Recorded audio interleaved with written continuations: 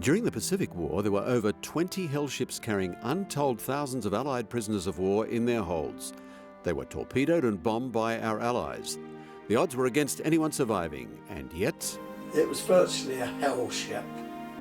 The people targeting these ships were unaware of their human cargo.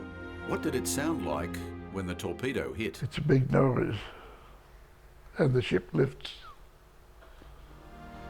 This is Volume 2 of Some Came Home. For over 2 hours, you'll see and hear the survivors themselves tell their own stories. Dennis Morley was a Royal Scot taken prisoner when Hong Kong fell to the Japanese in 1941.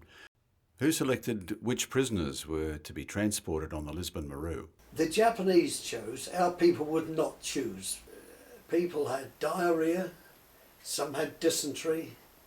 We were down in the bottom, so we took the whole caboodle. Roy Cornford was a prisoner on the Rakuya Maru, which carried hundreds of Australian prisoners. Roy explains in detail his amazing story of survival. We heard the churn of the motor of the submarine, and we saw it go into other rafts, and we thought, oh, they're picking prisoners up. Of course, we were waving like mad to them, and we were all black with oil. And that one there is me. I pleaded with them not to grab my arms, as they were all just one big blister. And the submarine that rescued me had a crew of 73, and they picked up 72 of us.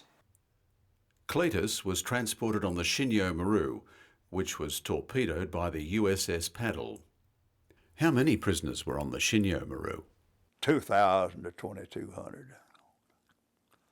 And how many survived?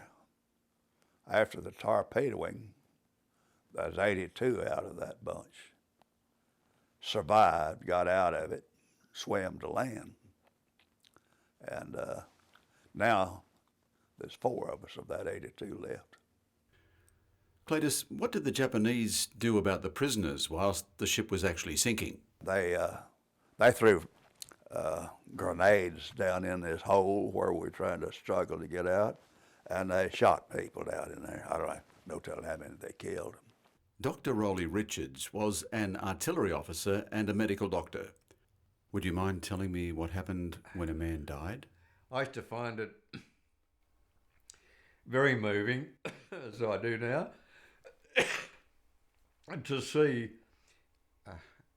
these very manly men holding one another's hands.